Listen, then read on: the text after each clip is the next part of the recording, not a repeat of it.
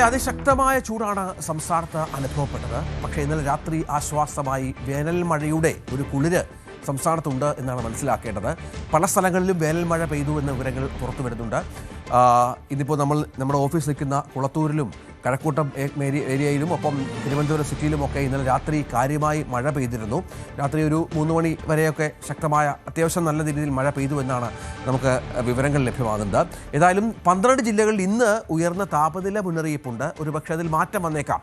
ഇടുക്കിയും വയനാട് ഒഴികെയുള്ള ജില്ലകളിലാണ് കഴിഞ്ഞ കുറേ ദിവസങ്ങളായി വലിയ ചൂട് അനുഭവപ്പെടുന്നത്. പാലക്കാട് 40 ഡിഗ്രി ഇന്നും കടന്നേക്കുമെന്നുള്ള സൂചനകൾ ഉണ്ട്. ഇന്നലെ 39.9 ഡിഗ്രി താപനില പാലക്കാട് രേഖപ്പെടുത്തിയിരുന്നു. ചുട്ടുപൊള്ളുകയാണ് പാലക്കാട്. മറ്റൊന്ന് കൊല്ലം ജില്ലയാണ്. കൊല്ലത്തെ പുനലൂരിലൊക്കെ മനുഷ്യന് പകൽ സമയത്ത് പുറത്തിറങ്ങാൻ പറ്റാത്ത വിധത്തിലുള്ള അതിഗുരുതരമായ ചൂടാണ് അനുഭവപ്പെടുന്നത്.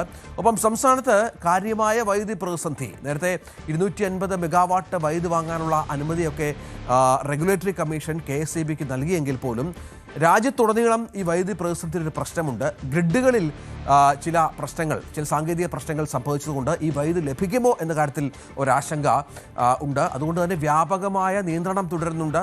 രാത്രിയിൽ ഇപ്പോൾ നമുക്ക് മനസ്സിലാക്കേണ്ടത് 10 മുതൽ 12 വരെയുള്ള സമയത്താണ് ഓവർലോഡ് എന്ന കാരണം പറഞ്ഞ് പല സ്ഥലങ്ങളിലും നിയന്ത്രണം ഉണ്ടാകുന്നത്. ചിലപ്പോൾ 15 മിനിറ്റ് മുതൽ 1 മണിക്കൂർ വരെ നീളുന്ന നിയന്ത്രണങ്ങൾ പല സ്ഥലങ്ങളിലും റിപ്പോർട്ട് ചെയ്യപ്പെട്ടിട്ടുണ്ട്.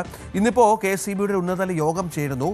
നിലവിലുള്ള അപ്രഖ്യാപിത ലോഡ് ഷെഡിംഗ് സമയം കൂട്ടുക അടക്കം ബോർഡിൻ്റെ പരിഗണനയിലുണ്ട് എന്നാണ് മനസ്സിലാകുന്നത്. ഒപ്പം ഈ അപ്രഖ്യാപിത ലോഡ് ഷെഡിംഗ് എന്നുള്ളത് പ്രഖ്യാപിതമാക്കുക എന്നുള്ള രീതിയിൽ ചില ആലോചനകളും KSEBയുടെ ഭാഗത്ത് നിന്ന് ഉണ്ടാകുന്നുണ്ട്.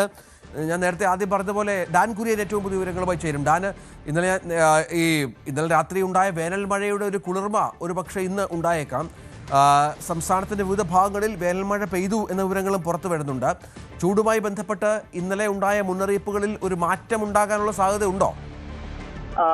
കാര്യമായ മാറ്റം ഉണ്ടാകില്ല എന്ന വിവരങ്ങൾ തന്നെയാണ് ലഭിക്കുന്നത്. ഒറ്റപ്പെട്ട മഴ കഴിഞ്ഞ ദിവസങ്ങളിലും പല മേഖലകളിലും പല ജില്ലകളിൽ ലഭിച്ചിരുന്നു. പക്ഷെ അതുകൊണ്ടൊന്നും ചൂട് ഗണ്യമായി കുറയുന്ന സാഹചര്യം ഉണ്ടായിട്ടില്ല.